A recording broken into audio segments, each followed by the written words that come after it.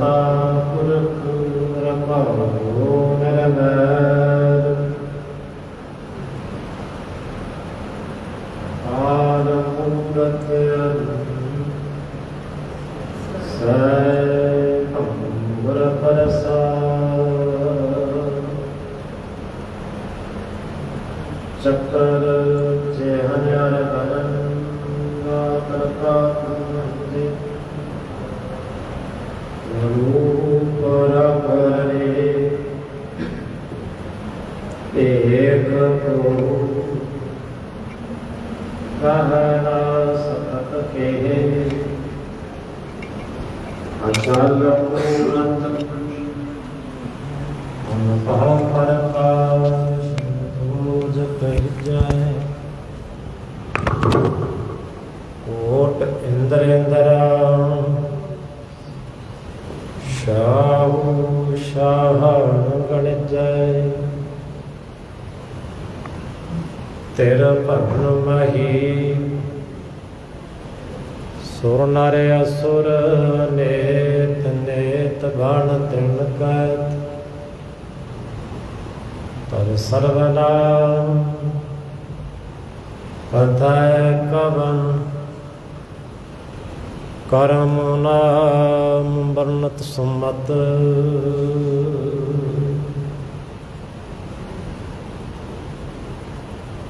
जो तो प्रेम खिलन का चाओ सिर तर तड़ी गली मेरिया इत मार्ग पैर तरी जय सिर दी जय कारण की जय गगन दमा बजे पर्यो निशान काओ खेत जमांडे सूरम आप दुंजन का दाओ सुख टल गुर सेविय है अहरस सहज सुपाय दर्शन परसे गुरु कै जन्म मरण दुख जाय हो सिफत खसमदि नूर अरसों पुरसों चटी है तो डिठै सच्चे पातशाह मल जन्म जन्म दी कटी सज्जन सच्चा पातशाह सिर शाह शाह जिस पास बैठ्यों सोही सबनम लावे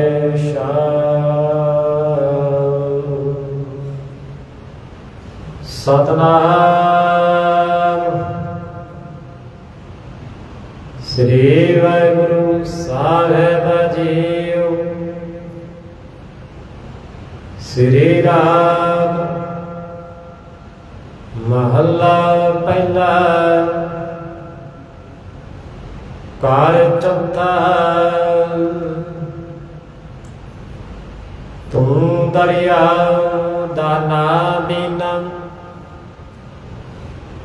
मैं मछली कैसे अंतलहा जह जद तहत तुम्हें तो जत निकसी फूट मारा तुम दरिया दाना बिना मैं मछली कैसे तलहा जह देखूं तह तुम्हें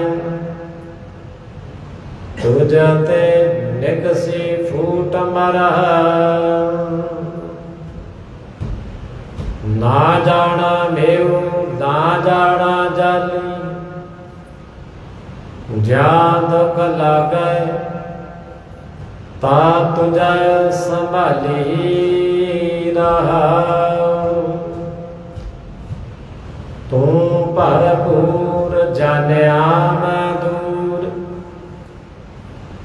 जो कछ करी सो तेरा हदूर तू देखा हम मुकर पाऊं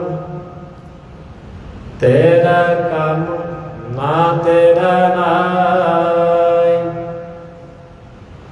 जेता दे तेता का ब्यादर नाही कैदर जा नानक एक कह अरदास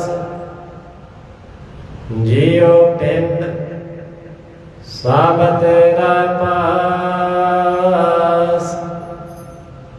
आपे नेड़े दूर आपे ही आपे मंद में अनो आपे देखे सुने आपे ही कुदरत करे जहानो जो तिस पावै नानक हुक्म सोई परवानो आपे नेड़े दूर आपे ही आपे मंज में अनो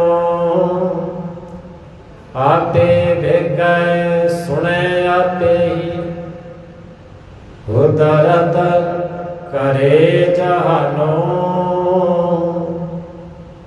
जो तिस भावै नानक हुक्म सोई परवानो। वाहिगुरु जी का खालसा वाहिगुरु जी की फतेह। परम पूजिए पाद वालिया कोले आलम सरवरे कायनात हजूरे अलमन चवर शतर तख्त दे मालक गुरता गति ते विराजमान जुगो जोगा टल धन धन साहिबान साहिब श्री ग्रंथ साहिब जी महाराज पावन पवित्र स्थान गुरुद्वारा श्री बाड़ी साहिब जी विखे नगर निवासी इलाका निवासी सतगुਰਾਂ ਦੇ ਨਾਲ नेम करके प्रेम करके भावने भगत माई भाई गुरु की साज निवाजी गुरु खालसा साध संगत हाजिर होए हो।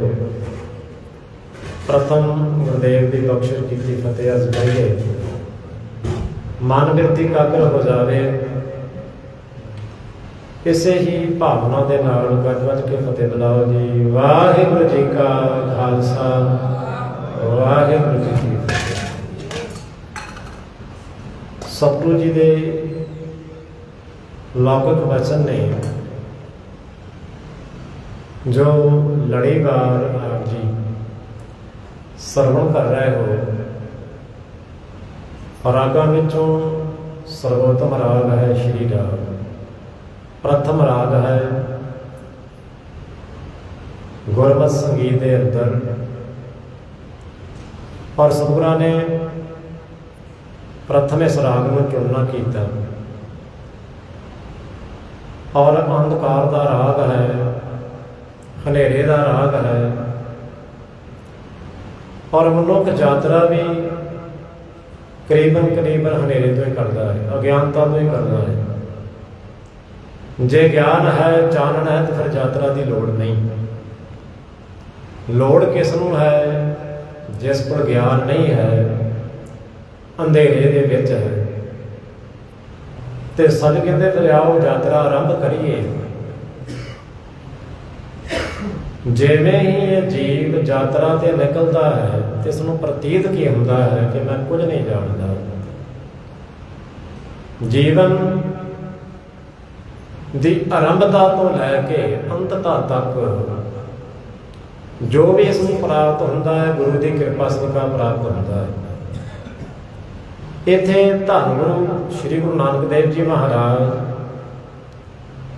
ਜਿੱਥੇ ਆਪਣਾ ਵਿਖਿਆਨ ਇਸ ਰਾਗ ਦੇ ਵਿੱਚ ਕਰ ਰਹੇ ਨੇ, ਸ੍ਰੀ ਰਾਗ ਮਹੱਲਾ ਪਹਿਲਾ, ਘਰ ਚੌਥਾ, ਹਦਾਇਤ ਹੈ ਰਾਗੀ ਸਿੰਘਾਂ ਦੇ ਵਾਸਤੇ ਕਿ ਪਿਆਰਿਓ ਇਸ ਨੂੰ ਚੌਥੇ ਤਾਲ ਦੇ ਵਿੱਚ, ਚੌਥੇ ਘਰ ਦੇ ਵਿੱਚ ਬੜੇ ਪ੍ਰੇਮ ਦੇ ਨਾਲ ਗਾਇਓ। ਔਰ ਜੀਵਨ ਆਰੰਭ ਕਰਦੇ ਨੇ, ਕਹਿੰਦੇ ਇੱਕ ਜੀਵਨ ਹੈ ਮੱਛੀ ਦੀ ਨਿਆਈ, ਜਿਹਦਾ ਜੀਵਨ ਪਾਣੀ ਹੈ, ਸਾਗਰ ਹੈ। ਜਨਮ ਤੋਂ ਲੈ ਕੇ ਕੇਲ ਕਰਦੀ ਏ ਸਾਗਰ ਦੇ ਵਿੱਚ, ਪਰ ਸਾਗਰ ਦਾ ਅੰਤ ਨਹੀਂ ਪਾ ਸਕਦੀ। ਕਿੰਨਾ ਕੁ ਵਿਸ਼ਾਲ ਹੈ, ਕਿੰਨਾ ਲੰਮਾ ਹੈ, ਕਿੰਨਾ ਚੌੜਾ ਹੈ, ਕਿੰਨਾ ਇਹਦਾ ਵਿਸਤਾਰ ਹੈ, ਨਹੀਂ ਜਾਣ ਸਕਦੀ। ਹਾਂ, ਉਹਦੇ ਵਿੱਚ ਆਨੰਦ ਮਾਣ ਸਕਦੀ ਹੈ, ਉਹਦੇ ਵਿੱਚ ਕੇਲ ਕਰ ਸਕਦੀ ਹੈ।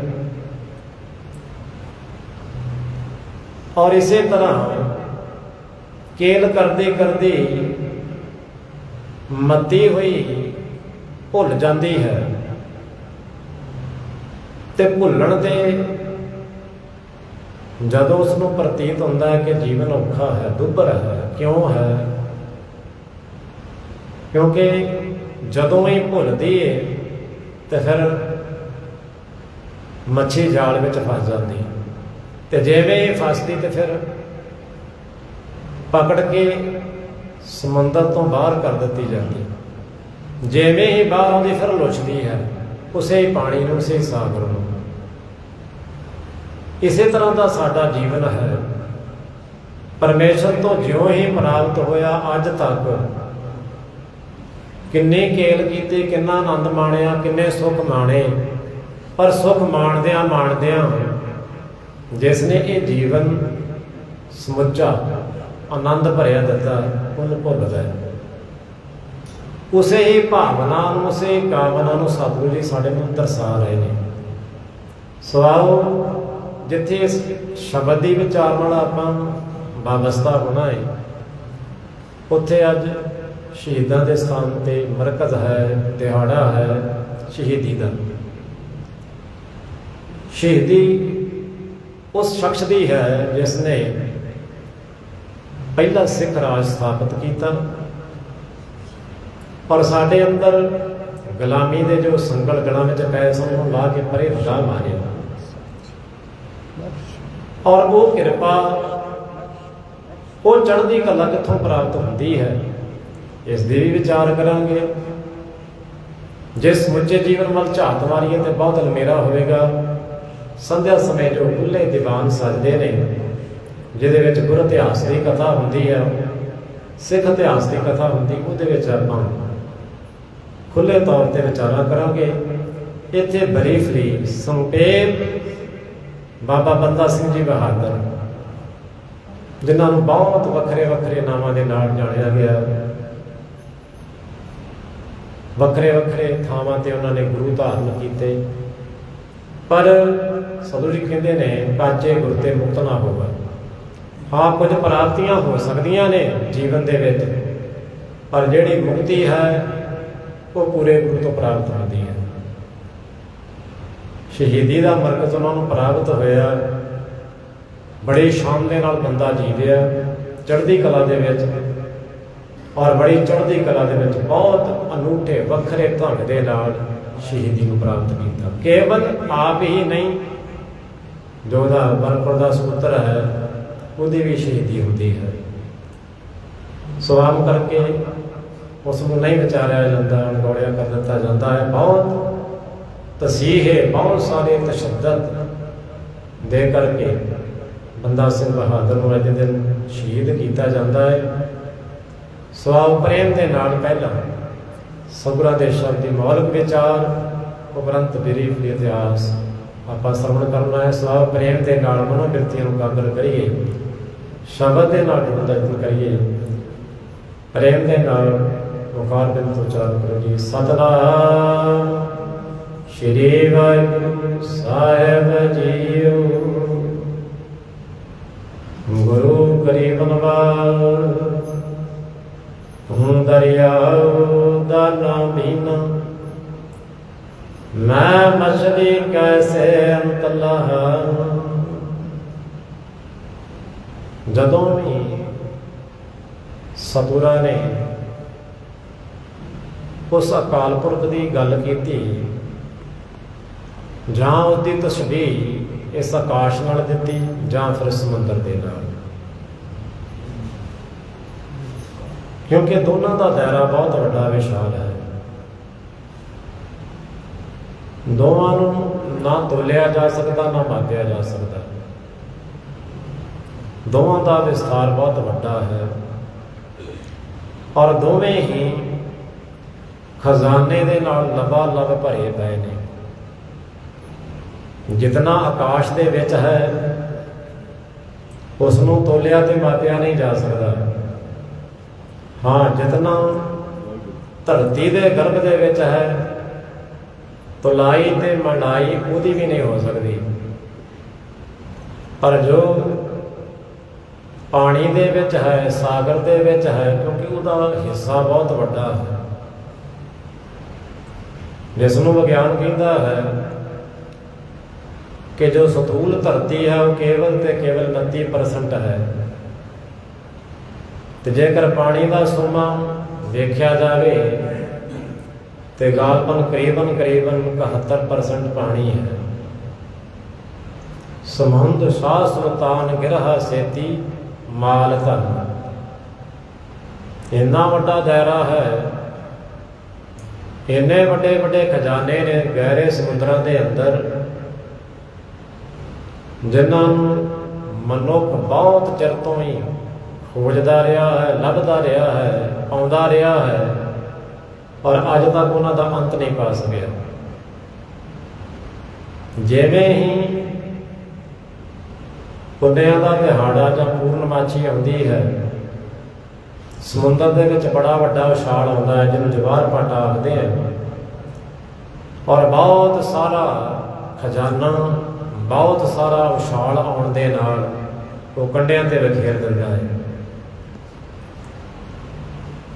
ਔਰ ਸਾਡੇ ਅੰਦਰ ਵੀ ਬਹੁਤ ਵੱਡਾ ਖਜ਼ਾਨਾ ਹੈ ਪਰਮੇਸ਼ਰ ਦਾ ਨਾਮ ਰੂਪ ਧਨ, ਪਰ ਇਹਦੇ ਵਿੱਚ ਕੋਈ ਜਵਾਰ ਭਾਟਾ ਨਹੀਂ, ਕੋਈ ਹਿਲਜੁਲ ਨਹੀਂ, ਕੋਈ ਹਲਚਲ ਨਹੀਂ, ਕੋਈ ਹਰਕਤ ਨਹੀਂ, ਕੋਈ ਬਰਕਤ ਨਹੀਂ। ਕਿਉਂ?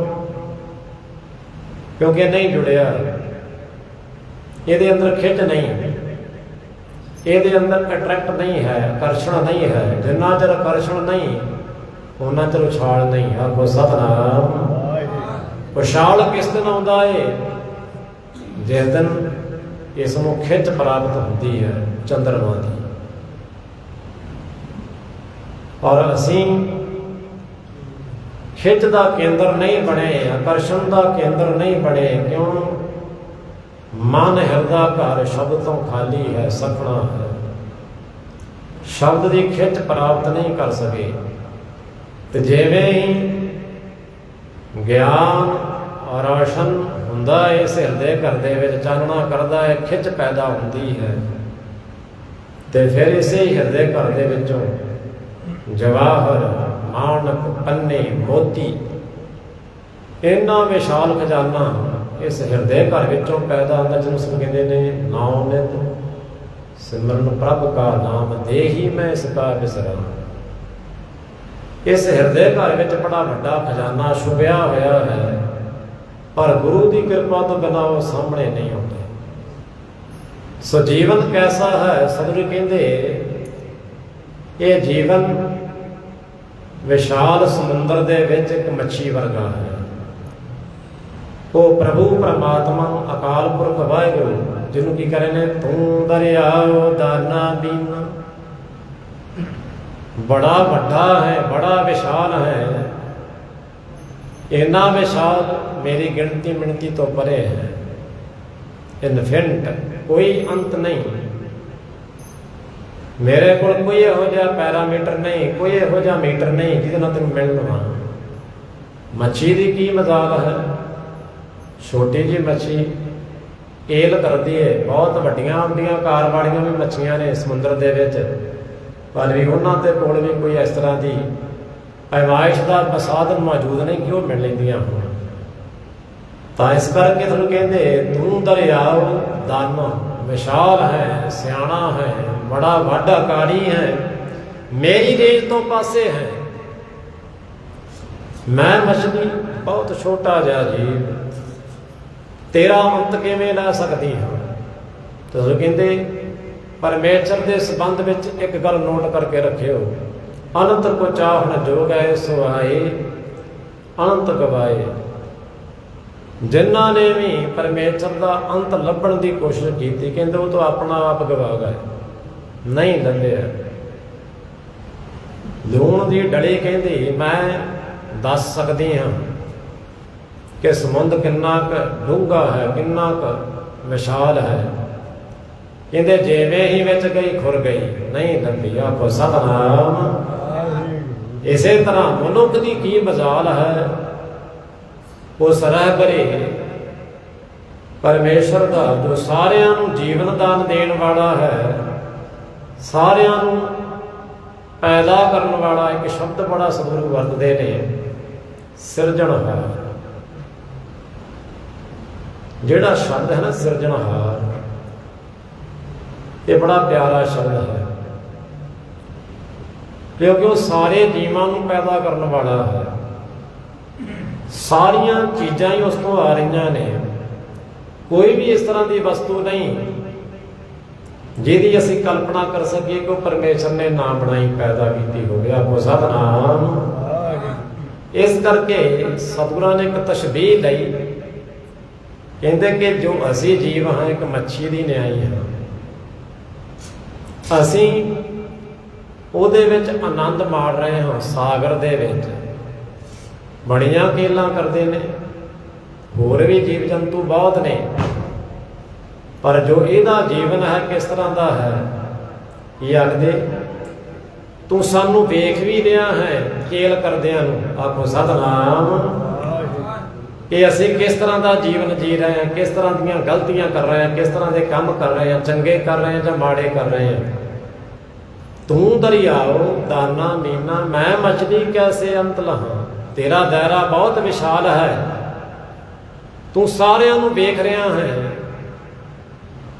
ਕਿੱਥੇ ਕੋਈ ਕਿਹੋ ਜਿਹਾ ਕੰਮ ਕਰ ਰਿਹਾ ਹੈ। ਸਭਨਾ ਉੱਪਰ ਨਦਰ ਪ੍ਰਭ ਤੇਰੀ, ਕਿਸੇ ਥੋੜੀ ਕਿਸੇ ਹੈ ਕਨੇਰੀ। ਸਾਰਿਆਂ ਦੇ ਉੱਪਰ ਉਹਦਾ ਫੋਕਸ ਹੈ, ਕਿਤੇ ਬਹੁਤ ਜ਼ਿਆਦਾ ਹੈ, ਕਿਤੇ ਥੋੜਾ ਹੈ। ਹਾਂ, ਕਿਰਪਾ ਘੱਟ ਵੱਧ ਹੋ ਸਕਦੀ ਹੈ, ਕਿਉਂਕਿ ਪਾਤਰਤਾ ਦੇ ਮੁਤਾਬਕ ਜਿਹੋ ਜਿਹੇ ਸਾਡੇ ਕੰਮ ਨੇ ਉਸ ਤਰ੍ਹਾਂ ਦੀ ਉਹਦੀ ਪਾਤਰਤਾ ਬਣ ਜਾਂਦੀ ਮਨੁੱਖ ਦੀ। ਸੋ ਇਸ ਕਰਕੇ ਕਹਿੰਦੇ ਤੂੰ ਸਾਰਿਆਂ ਨੂੰ ਵੇਖ ਰਿਹਾ ਹੈ, ਮੈਂ ਮਛਲੀ ਕੈਸੇ ਅੰਤ ਲਹਾਂ। ਮੈਂ ਤਾਂ ਛੋਟਾ ਜਿਹਾ ਜੀਵ ਹਾਂ, ਕਿਵੇਂ ਇਸ ਅਥਾਹ ਸਾਗਰ ਨੂੰ ਮਿਲ ਲਵਾਂ। ਹਾਂ ਹੋਵੇ ਕੋਈ quintal 10 quintal 20 ton 50 ton 100 ton ਪਾਣੀ ਹੋਵੇ ਤਾਂ ਕੋਈ ਬੰਦਾ ਮਿਲ ਲਵੇ, ਤੋਲ ਲਵੇ ਉਹਨੂੰ, ਪਰ ਇਹ ਤਾਂ ਹੁਣ ਬਹੁਤ ਵੱਡੀ ਮਾਤਰਾ ਹੈ, ਨਹੀਂ ਮਿਣਿਆ ਜਾ ਸਕਦਾ, ਨਹੀਂ ਤੋਲਿਆ। ਮਛਲੀ ਕਹਿੰਦੀ ਮੈਂ ਮੇਰੇ ਵੱਸ ਦੀ ਗੱਲ ਨਹੀਂ, ਕਿਉਂਕਿ ਮੇਰੀ ਜਿੱਧਰ ਵੀ ਨਿਗਾਹ ਜਾਂਦੀ ਹੈ। ਆਖੋ ਸਤਿਨਾਮ। ਕੀ ਆਖਦੀ ਆ? ਕਹਿੰਦੇ ਜੈ ਜੈ ਦੇਖਾਂ ਤੈ ਤੈ ਤੂੰ ਹੈ। ਜਿੱਧਰ ਵੀ ਨਜ਼ਰ ਮਾਰਾਂ ਮੈਨੂੰ ਕੇਵਲ ਤੇ ਕੇਵਲ ਤੂੰ ਹੀ ਨਜ਼ਰ ਆਉਣਾ ਹੈ, ਕੇਵਲ ਤੇ ਕੇਵਲ ਪਾਣੀ ਦੇ ਰੂਪ ਦੇ ਵਿੱਚ। ਇੱਥੇ ਇਹ ਨਹੀਂ ਕਿ ਮੱਛੀ ਦੀ ਦ੍ਰਿਸ਼ਟੀ ਸਮ ਹੋ ਗਈ, ਨਹੀਂ। ਜਿਸ ਦਿਨ ਦ੍ਰਿਸ਼ਟੀ ਸਮ ਹੁੰਦੀ ਹੈ ਉਸ ਦਿਨ ਫਿਰ ਸਾਰੇ ਜੀਵ ਜੰਤ ਵੀ ਬਰਾਬਰ ਹੋ ਜਾਂਦੇ ਨੇ। ਜਿਸ ਦਿਨ ਮਨੁੱਖ ਦੀ ਦ੍ਰਿਸ਼ਟੀ ਬਰਾਬਰ ਹੁੰਦੀ ਹੈ ਨਾ, ਉਹਨੂੰ ਫਿਰ ਕੋਈ ਵੀ ਬੇਗਾਨਾ ਨਜ਼ਰ ਨਹੀਂ ਆਉਂਦਾ। ਤੇ ਜਿਸ ਦਿਨ ਦ੍ਰਿਸ਼ਟੀ ਸਮ ਨਹੀਂ, ਉਹ ਦਿਨ ਫਿਰ ਭਰਾ ਵੀ ਦੁਸ਼ਮਣ ਨਜ਼ਰ ਆਉਂਦਾ। ਸਤਿਨਾਮ। ਧਰਮਾਂ ਦੀ ਮਜ਼ਹਬਾਂ ਦੀ ਜਾਂ ਹੋਰ ਫਿਰਕਾ ਪ੍ਰਸਤੀ ਦੀਆਂ ਭਾਵਨਾ ਕਿਸ ਦਿਨ ਪੈਦਾ ਹੁੰਦੀਆਂ ਨੇ? जिस दिन मनुख की दृष्टि सम नहीं होती, बराबर नहीं होती, उन्होंने केवल ते केवल अपना मजहब ही चंगा लगता, धर्म नहीं कह सकते। सतगुरां ने कहता, कहते सगल धर्म में श्रेष्ठ धर्म हर को नाम जप निर्मल कर्म। जिस दिन धर्म की गल आएगी ना, उस दिन सतगुरु कहते वो कर्म जिहड़े चंगे ने उन्होंने अपनाया है जिन्हें, उही उहदा धर्म है। तो कोई पूछ लवे धर्म की है भाई, पता किसी को? हुण अमैक है, ਇਹਦਾ धर्म की है, पुछिए इन्हों। ਇਹਦਾ काम हैगा आवाज़ ਨੂੰ ਸਾਰਿਆਂ तक पहुँचाना। तो जे आपका धर्म छड्ड जाए फिर आप कहांगे इहनूं भाई पासे कर दिओ, ਇਹਦੀ लोड़ नहीं होगी, ये खराब हो गया, इन्हें आपका धर्म छड्ड दिता।